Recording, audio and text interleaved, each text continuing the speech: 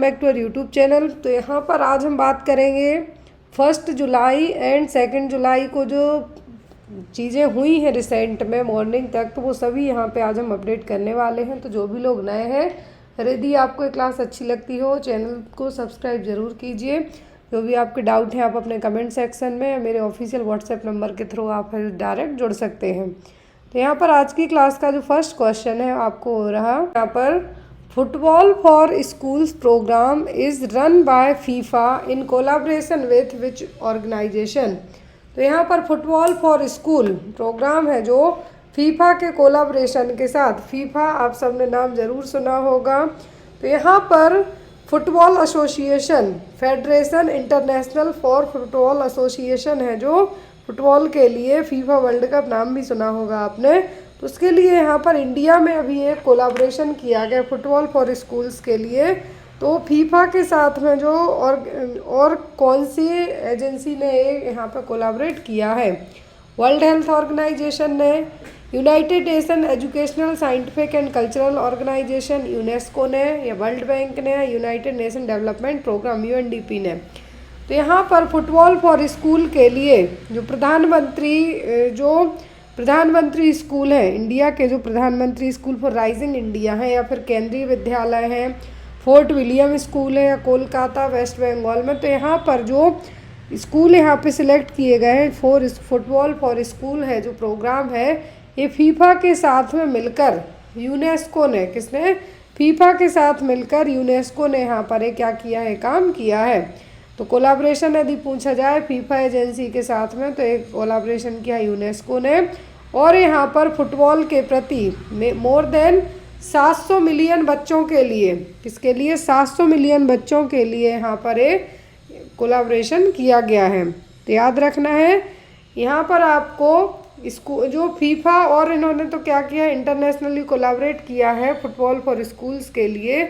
लेकिन यहाँ पर इंडिया की तरफ से all India football federation and sports authority of India यहाँ पर इसकी हेल्प भी करेगा।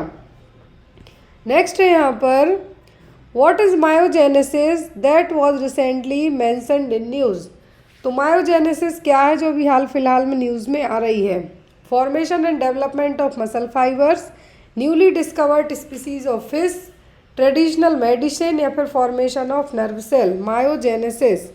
मायोजेनेसिस क्या है? आपने अभी न्यूज़ में इसलिए आ रही है क्योंकि जो इंडिया की तरफ से जो शुभांशु शुक्ला कहाँ पे गए हैं?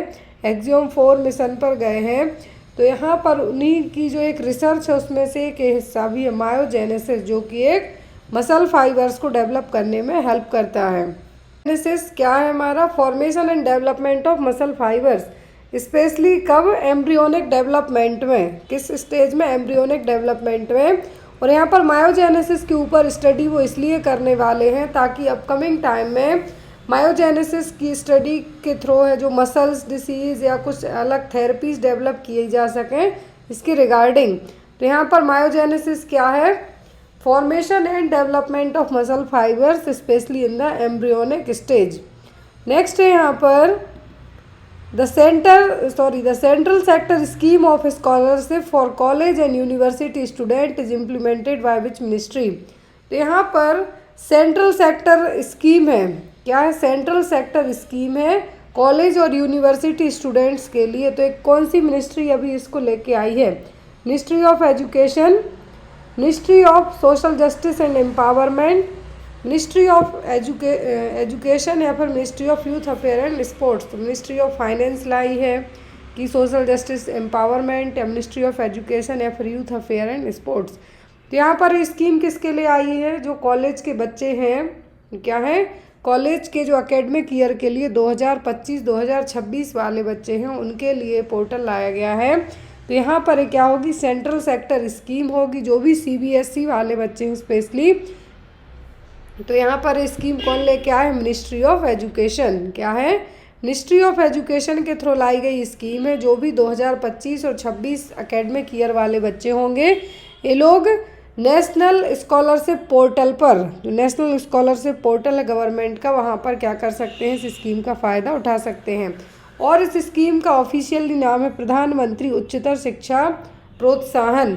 यहाँ पर आपको क्या है, प्रधानमंत्री उच्चतर शिक्षा प्रोत्साहन, जो कि एक सेंट्रल सेक्टर स्कीम है कॉलेज और यूनिवर्सिटी स्टूडेंट के लिए, हायर एजुकेशन में उनकी हेल्प करने के लिए, ताकि जो भी फैमिली यदि खर्चा नहीं उठा सकती फाइनेंशियल हेल्प के लिए, तो स्कीम क्या करेगी, उनकी हेल्प करेगी।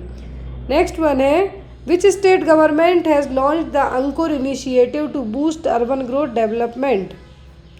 तो यहाँ पर कौन सी सरकार ने अंकुर नाम की अभी स्कीम इनिशिएट लॉन्च किया है अर्बन ग्रोथ और डेवलपमेंट के लिए, शहरी विकासकरण के लिए, डेवलपमेंट के लिए अंकुर स्कीम का लॉन्च किस सरकार ने किया है? बिहार ने, उड़ीसा, झारखंड या फिर मध्य प्रदेश। तो ये शुभ काम किया गया है उड़ीसा सरकार के द्वारा।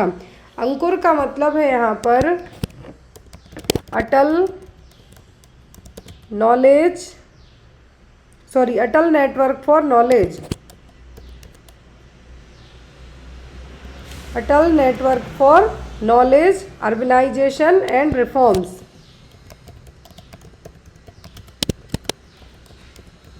तो यहाँ पे इसका आप नाम है जो ज़रूर याद रखें, Atal network for knowledge, urbanisation and reform. तो ये स्कीम लाई गई housing and urban development department के थ्रू। तो यहाँ पर जो 6 की ऑर्गेनाइजेशन इस स्कीम के तहत काम करने वाले हैं। तो यहाँ पर इसका मेन मकसद क्या रखा गया है कि 2036 तक, क्या है, 2036 तक है जो यहाँ पर इसके लिए क्या किया जाए, इस स्कीम को है जो ट्रिपल किया जाए। जो उड़ीसा की अर्बन पॉपुलेशन है, तो यहाँ पर जो भी सिटीज़ हैं यहाँ पर 3 गुना उनका क्या हो जाए, डेवलपमेंट हो जाए, अर्बन डेवलपमेंट हो जाए। तो उसके तहत स्कीम है जो लाई गई है। नेक्स्ट है यहाँ पर, What is the name of portal recently launched by Ministry of Ayush to boost consumer protection regulation in traditional medicine? तो यहाँ पर अभी आयुष है, आयुष ना जो मिनिस्ट्री है, हेल्थ मिनिस्ट्री है, एक हेल्थ मिनिस्ट्री नहीं है, हेल्थ मिनिस्ट्री का एक अलग से एक डिपार्टमेंट है यहाँ पर, जिसमें आयुर्वेदा, यूनानी, सिद्धा, होम्योपैथी की इस बारे में बताया जाता है। तो मिनिस्ट्री ऑफ आयुष ने जो ट्रेडिशनल मेडिसिन का क्या बढ़े, रेगुलेशन बढ़े, उनके प्रति अवेयरनेस हो, उसके लिए कौन सा पोर्टल लॉन्च किया है?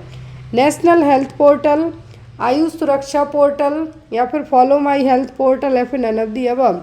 तो भारत सरकार ने जो मिनिस्ट्री ऑफ आयुष है यहाँ पर consumer protection and regulation in traditional medicine के लिए पोर्टल लॉन्च किया है। उसका नाम रखा गया है आयुष सुरक्षा पोर्टल। क्या नाम है? आयुष सुरक्षा पोर्टल इसका नाम रखा गया है। तो जो भी ट्रेडिशनल मेडिसिन है, क्या है, ट्रेडिशनल मेडिसिन है, उनके प्रति अवेयरनेस रहे, उनको गलत तरीके से ना बेचा जाए, इस सब के लिए यहाँ पर लाया गया है। नेक्स्ट है, which state has become India second fully literate state under Ullas scheme. तो जो उल्लास स्कीम है, एज पर उल्लास स्कीम के, तो यहाँ पर अभी इंडिया का दूसरा सबसे लिटरेट स्टेट कौन सा बन गया है? ऑप्शन में है गोवा, गुजरात, पंजाब या फिर मध्य प्रदेश। तो उल्लास स्कीम के तहत जो दूसरा फुली लिटरेट स्टेट हो गया है वो है गोवा। क्या है? गोवा। मध्य प्रदेश वालों को लग रहा होगा कि हमारा एमपी बन गया है, पंजाब वालों को पंजाब, गुजरात वालों को गुजरात, क्योंकि यही ऑप्शन में है। तो यहाँ पर जो उल्लास स्कीम है, नव भारत साक्षरता कार्यक्रम के तहत न्यू जो इंडिया लिटरेसी प्रोग्राम है, न्यू इंडिया लिटरेसी प्रोग्राम है, उसके तहत जो फुली लिटरेट स्टेट बन गया है गोवा, क्या हो गया? सेकंड। फर्स्ट क्या हो गया है? मिजोरम। जो न्यू इंडिया लिटरेसी प्रोग्राम है, यहाँ पे मैं ऐड कर देती हूँ, न्यू इंडिया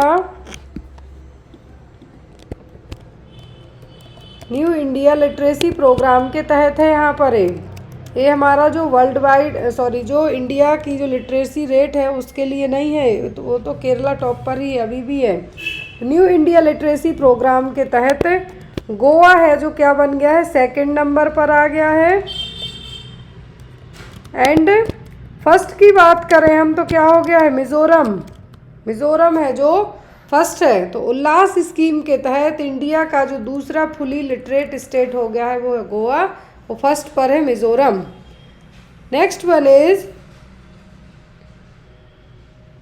और एक और चीज़, जो उल्लास स्कीम है सेंट्रल गवर्नमेंट के थ्रू स्पॉन्सर्ड स्कीम है, जो 2022 में लॉन्च की गई थी। नेक्स्ट वन है यहाँ पर, which country topped the medal tally at the Asian athletics championship 2025। तो जो रिपब्लिक ऑफ कोरिया में एशियन एथलेटिक्स चैम्पियनशिप हुई थी, एशियन एथलेटिक्स चैम्पियनशिप कहाँ पे हुई थी? कोरिया में, Republic of Korea. Republic of Korea में जब ये हुई थी, यहाँ की कौन सी सिटी में? गुमी सिटी में। सिटी का नाम ही है गुमी, जो कि 27 मई से 31 मई तक चली है, 27 to 31 मई तक ये चली है। तो यहाँ पर इंडियन एथलेट्स की हम बात करें तो इन्होंने टोटल 30 मेडल्स अपने नाम किए थे। कितने? 30 अपने नाम किए थे। यहीं यदि हम चाइना की बात करें, किसकी बात करें? तो यहाँ पर यदि हम चाइना की बात करें तो यहाँ पर चाइना ने सबसे ज़्यादा मेडल्स जीते थे। किसने? चाइना ने है जो यहाँ पे सबसे ज़्यादा मेडल यहाँ पे जीते थे। इंडियन एथलेट्स ने कितने? 30 है जो यहाँ पे इवेंट कंप्लीट किए थे, लेकिन यहाँ पर इन्होंने मेडल जीते थे 24 मेडल 24 जीते थे, लेकिन 30 इवेंट में इन्होंने पार्ट किया था। तो सबसे ज़्यादा मेडल किसने जीते हैं? चाइना ने। नेक्स्ट है, which team won the Indian Premier League IPL। तो इसके जीतने तक तो ठीक था, इसके बाद बहुत ज़्यादा बवाल भी हुआ था बेंगलोर में, बहुत सारे लोगों की डेथ भी हो गई थी, बहुत सारे लोग जख्मी भी हुए थे। Chennai super Kings, royal challenger Bengaluru, Punjab Kings या फिर कोलकाता नाइट राइडर्स। तो यहाँ पर RCB है जो विनर बनी थी, और विनर बनने के बाद जो विक्ट्री परेड की गई थी, उस परेड के दौरान चिन्नास्वामी स्टेडियम की जो कैपेसिटी थी उससे ज़्यादा लोग पहुँच गए थे, और भगदड़ में बहुत सारे लोगों की डेथ भी हो गई थी। 6 रनों से जीता था RCB ने, किसको हराकर? पंजाब के लिए हराकर 6 रनों से RCB है जो विनर बनी थी, याद रखिए। नेक्स्ट है यहाँ पर, which union minister recently launched the distribution of football under the football for school programme in Kolkata. अभी हमने शुरुआत में ही क्वेश्चन पढ़ा था फुटबॉल फॉर स्कूल, तो जो यूनेस्को और फीफा ने मिलकर कोलैबोरेट करके लाया है। तो यहाँ पर कौन से यूनियन मिनिस्टर ने रिसेंट में लॉन्च किया है football for school programme? Kolkata में अनुराग ठाकुर ने, धर्मेंद्र प्रधान ने, पीयूष गोयल ने, नितिन गडकरी ने। तो फुटबॉल फॉर स्कूल प्रोग्राम है जो मंत्री श्री केंद्रीय विद्यालय फोर्ट विलियम, कोलकाता, वेस्ट बंगाल। तो यहाँ के लिए फुटबॉल फॉर स्कूल, तो जो 4 जगह यहाँ पे चुनी गई हैं उनके लिए यहाँ पे क्या किया गया है? ये जो फुटबॉल फॉर स्कूल प्रोग्राम लाया गया है, और ये जो इनॉग्रेशन किया है ये किया है धर्मेंद्र प्रधान ने, जो कि अभी रिसेंट में यूनियन एजुकेशन मिनिस्टर हैं। कौन है अभी रिसेंट में? अभी यूनियन एजुकेशन मिनिस्टर, मतलब केंद्रीय जो एजुकेशन मिनिस्ट्री किसके हाथ में है अभी? तो धर्मेंद्र प्रधान जी। नेक्स्ट वन है यहाँ पर, in which state is the Similipal tiger reserve recently in news located. तो यहाँ पर सिमिलपाल टाइगर रिजर्व है किस स्टेट में है? राजस्थान में, उड़ीसा में, मध्य प्रदेश या कर्नाटक में। तो जो सिमलीपाल टाइगर रिजर्व है ये है कहाँ पर? उड़ीसा में। कहाँ पर है? ये है उड़ीसा में। जो मयूरभंज डिस्ट्रिक्ट है उड़ीसा का, जो मयूरभंज डिस्ट्रिक्ट है यहाँ पर ये है, क्या है? उड़ीसा का मयूरभंज डिस्ट्रिक्ट है जो यहाँ पर है। नेक्स्ट वन इज न्यूज़ में इसलिए आया क्योंकि जो वहाँ की जो भी ट्राइबल्स जनजाति हैं वहाँ पर ये क्या करती थी, इस एरिया में जाके अपने जो भी उनके रीजनल रिचुअल्स वगैरह होते थे तो वहाँ पे जाके करती थी। तो उड़ीसा हाई कोर्ट ने अभी नोटिस लगाया है कि जो यहाँ पर जो भी ITDA के तहत है जो भी लोग यहाँ पर जाते हैं उस पर बैन लगाया जाता है। Next one, the registrar general of India function under which ministry. Registrar general of India किस मिनिस्ट्री के अंदर काम करता है? Ministry of social justice and empowerment, ministry of defence, ministry of law and justice या फिर मिनिस्ट्री ऑफ होम अफेयर्स। तो यहाँ पर किसके तहत काम करेगा? Registrar general of India. तो रजिस्ट्रार जनरल ऑफ इंडिया है जो हर एक स्टेट में जो डेथ होती हैं, जो बर्थ होते हैं उनके रिगार्डिंग जो जनगणना होती है, तो ये सभी चीज़ें किसके अंदर आती हैं? Registrar general of India. और यहाँ पर किस मिनिस्ट्री के अंदर आता है? तो मिनिस्ट्री ऑफ होम अफेयर्स।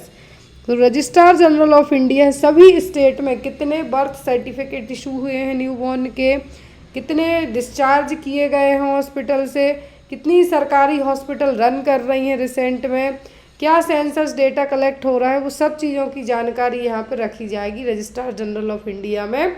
और यहाँ पर किस मिनिस्ट्री के तहत आता है, होम अफेयर्स के। Next one, what is the rank of India in the sustainable development goal index 2025।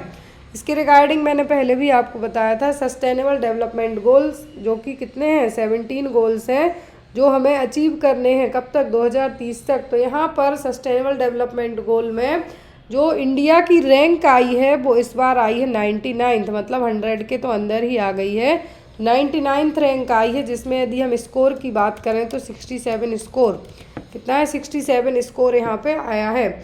और इसमें टोटल 193 देश थे, टोटल यदि हम मेंबर कंट्री की बात करें तो 193 कंट्रीज़ थे।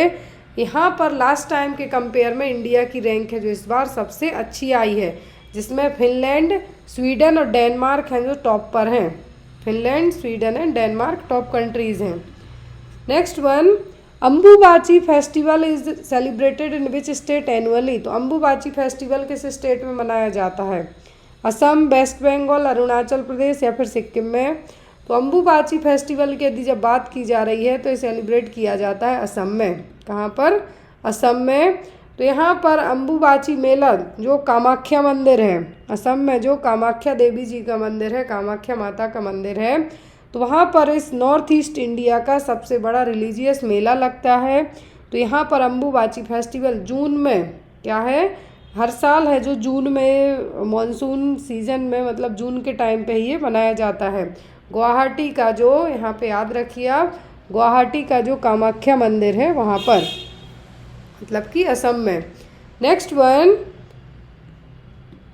What is the name of the initiative recently launched by the government of India for skilling adolescent girl. तो एडोलेसेंट गर्ल्स को स्किल बनाने के लिए भारत सरकार ने अभी एक और प्रोग्राम लाया है, वो क्या है, सारथी, नव्या, शक्ति या फिर प्रगति।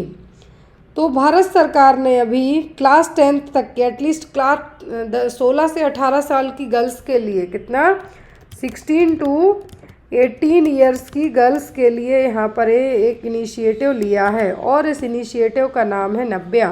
क्या नाम है, नव्या। इनिशिएटिव है स्किल करना किसके लिए, जो भी एडोलेसेंट गर्ल हैं, विकसित भारत 2047 विज़न के तहत। याद रखिए, विकसित भारत 2047 विज़न के तहत यहाँ पर ये लाया गया है। और इसका फुल फॉर्म क्या है, इसका फुल फॉर्म है nursing aspiration through vocational training for young adolescent. यहाँ पे मैं ऐड कर देती हूँ जिससे आपको इजी रहे। तो यहाँ पर ये रहा इसका full form, nursing aspiration through vocational training for young adolescent. तो यहाँ पर women and child development ministry के तहत और ministry of skill and development entrepreneurship के तहत यहाँ पर एक पायलट, जॉइंट पायलट इनिशिएटिव है।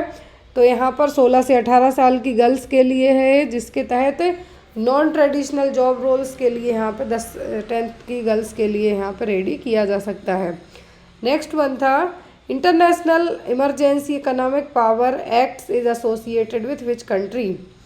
IEEPA किस देश से रिलेट करता है, भारत से, ऑस्ट्रेलिया से, यूनाइटेड स्टेट या यूनाइटेड किंगडम से।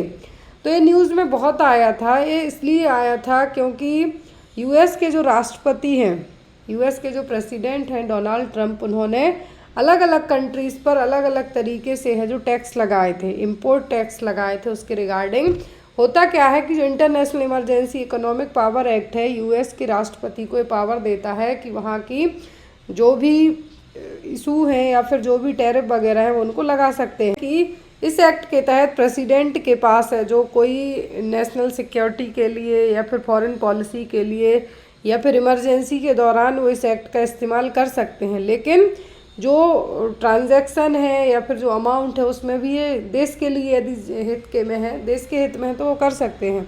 लेकिन USA के जो राष्ट्रपति हैं डोनाल्ड ट्रंप, उन्होंने अलग अलग देशों पर भारी भरकम कर लगाए, जिसके कारण वहाँ की जो कोर्ट है, यूनाइटेड स्टेट की जो फेडरल कोर्ट है, उन्होंने डोनाल्ड ट्रंप के लिए स्पेशली उन्होंने जब टैरिफ लगाए थे तो इन्होंने इस एक्ट के तहत उनको क्या किया था कि वो आप अब इतना टैरिफ नहीं लगा सकते, इसीलिए है जो न्यूज़ में आया था। IEEPA emergency economic power act हमारे देश का नहीं है, यह है USA का। न्यूज़ में इसीलिए आया था क्योंकि डोनाल्ड ट्रंप ने अलग अलग देशों पर अलग अलग तरीके के टैक्स लगा दिए थे, इंपोर्ट पर स्पेशली। इसीलिए उन्होंने क्या किया था कि इस एक्ट के तहत, जो कि 28 अक्टूबर 1977 को आया था, और इसके तहत इसका गलत इस्तेमाल ना किया जाए।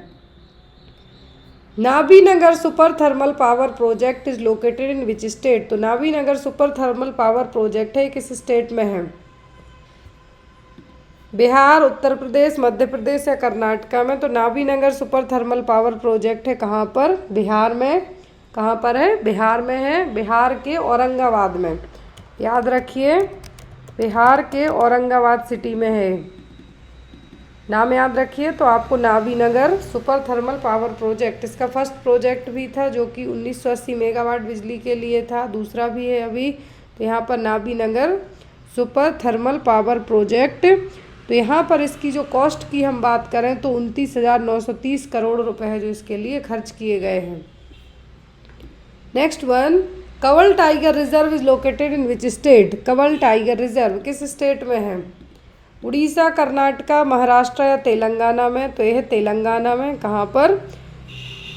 तेलंगाना में। तो कंवल टाइगर रिजर्व और टबूडा अंधोरी टाइगर रिजर्व, तो यहाँ पर इसके लिए कंवल टाइगर रिजर्व के लिए अभी रिसेंट में न्यूज़ में आया था, और यहाँ पर ये किस नदी के किनारे है? तो गोदावरी नदी के किनारे। किसके किनारे? गोदावरी नदी के किनारे, और सह्याद्री माउंटेन रेंज में। तो पहाड़ी एरिया पूछा जाए कंवल टाइगर रिजर्व का तो सह्याद्री माउंटेन रेंज है, नदी पूछी जाए तो गोदावरी रिवर है। Next one, on which date is Constitution Day और संविधान दिवस सेलिब्रेटेड इन इंडिया? तो भारत में जो कॉन्स्टिट्यूशन डे है और संविधान दिवस है कब मनाते हैं हम? जनवरी 21, अगस्त 15, नवंबर 26 या फिर दिसंबर 26। तो एवरी ईयर हर साल 26 नवंबर को संविधान दिवस के तौर पर या फिर कॉन्स्टिट्यूशन डे के तौर पर क्या करते हैं? सेलिब्रेट करते हैं। इंडियन कॉन्स्टिट्यूशन अडॉप्ट तो कब किया गया था? 26 नवंबर 1949 को। क्या है? अडॉप्ट किया था 26 नवंबर 1949 को, लेकिन इफेक्ट में आया था 26 जनवरी 1950 को। इसीलिए हम रिपब्लिक डे मनाते हैं 26 जनवरी को, लेकिन कॉन्स्टिट्यूशन तो आ गया था 26 नवंबर 1950 को ही अडॉप्ट कर लिया था हमने। लेकिन जो हम रिपब्लिक डे मनाएंगे वो 26 जनवरी का रहेगा। कॉन्स्टिट्यूशन अडॉप्ट करना अलग बात है, लेकिन इफेक्ट में आना अलग होता है। तो अडॉप्ट किया था 26 नवंबर 1949 को, लेकिन ये जो एक हम ये कह सकते हैं काम करने वाले, उसमें इफेक्ट में आना कब हुआ था? 26 जनवरी 1950 को। Next one, how many fundamental rights were originally enshrined in the Indian constitution? तो as an Indian fundamental right कितने हैं इंडियन कॉन्स्टिट्यूशन में? 6, 7, 8, 9। यहाँ पे आप थोड़े से कंफ्यूज हो सकते हैं। पहले 7 थे, अभी भी 7 हैं। मैं आपको बताती हूँ कौन से 7 हैं। तो टोटल 7 फंडामेंटल राइट हैं। कितने हैं? 7 फंडामेंटल राइट हैं। पहला है राइट टू इक्वेलिटी। क्या है? Right to equality, right to freedom, right against exploitation, right against exploitation 3 हो गए यहाँ पर। फ्रीडम ऑफ रिलीजन, क्या है? फ्रीडम ऑफ रिलीजन, अलग अलग धर्म के लोगों को भी उनका अधिकार है। कल्चरल एंड एजुकेशनल राइट भी है यहाँ पर, कल्चरल एंड एजुकेशनल राइट है। एक था राइट टू कॉन्स्टिट्यूशनल रेमेडीज। क्या है? Right to constitutional remedies. एक और है राइट टू एजुकेशन। क्या है? Right to education. आपको याद रखना है, टोटल 7 हो गए। Right to freedom equality, freedom against exploitation, freedom of religion, cultural and educational right, right to constitutional remedies and right to education. तो यहाँ पे 7 हो गए टोटल। एक्चुअल में क्या था? पहले जो राइट टू एजुकेशन है इसकी जगह राइट टू प्रॉपर्टी था, बट इसको हटा दिया गया 2009 में 2009 में राइट टू प्रॉपर्टी एक्ट को हटा के है जो क्या किया गया, राइट टू एजुकेशन यहाँ पे इसको ऐड कर दिया गया। तो यदि आपसे पूछे टोटल कितने हैं, तो टोटल अभी भी 7 हैं, क्योंकि बहुत सारे लोगों को लगता है कि एक हट गया था तो 6 हो गए, बट ऐसा नहीं है। राइट टू प्रॉपर्टी को हटा के राइट टू एजुकेशन है जो ऐड कर दिया गया था। नेक्स्ट है यहाँ पर the right to information act was passed in which year. तो आरटीआई एक्ट कब लाया गया था, तो ये ऑप्शन है 2000, 2005, 2010 या फिर 1999। RTI act, right to information, यदि आपके साथ आपके एग्ज़ाम वगैरह होते हैं तो आप फेल हो जाते हैं, कुछ भी होता है तो आप क्या लगा देते हैं, आरटीआई। तो यहाँ पर कोई भी यदि आपके साथ कुछ भी गलत होता है तो उसके लिए एक्ट है, राइट टू इन्फॉर्मेशन एक्ट है। तो यहाँ पर राइट टू इन्फॉर्मेशन एक्ट के तहत यहाँ पर आपके लिए कब लॉन्च किया गया था, 2005 में। कब आया था, 2005 में। नेक्स्ट है यहाँ पर who has become the second Indian to go to space in June 25 after Rakesh Sharma. तो यहाँ पर राकेश शर्मा के बाद है जो कौन है स्पेस में गए हैं, सेकंड इंडियन बन गए हैं। इसके पहले राकेश शर्मा गए थे, अब फिर से कोई गया है जून में। तो वो कौन गया है, सुनीता विलियम्स, शुभांशु शुक्ला, एस सोमनाथ या फिर अनिल विज। तो यहाँ पर अभी दूसरे जो इंडियन बने हैं वो हैं शुभांशु शुक्ला। कौन है, शुभांशु शुक्ला हैं जो एक्सियम 4 मिशन के तहत गए हैं। देखिए थोड़ा सा यहाँ पे दिया गया है एक्सियम 4 मिशन के बारे में। तो यहाँ पर एक्सियम स्पेस है जो ये एक कमर्शियल स्पेस एजेंसी है। यहाँ पर इंडिया की तरफ से कुछ 500 करोड़ खर्च किए गए थे। इसरो के साइंटिस्ट है कौन, शुभांशु शुक्ला, जो अभी गए हुए हैं, 14 दिनों के लिए गए। उनको अलग अलग पॉइंट्स पे है जो क्या करना है, रिसर्च करना है। पहला एक्सियम मिशन गया था अप्रैल 2022 में, दूसरा गया था 23 में, तीसरा गया था जनवरी 24 में, और चौथा है जो अभी रिसेंट में गया है।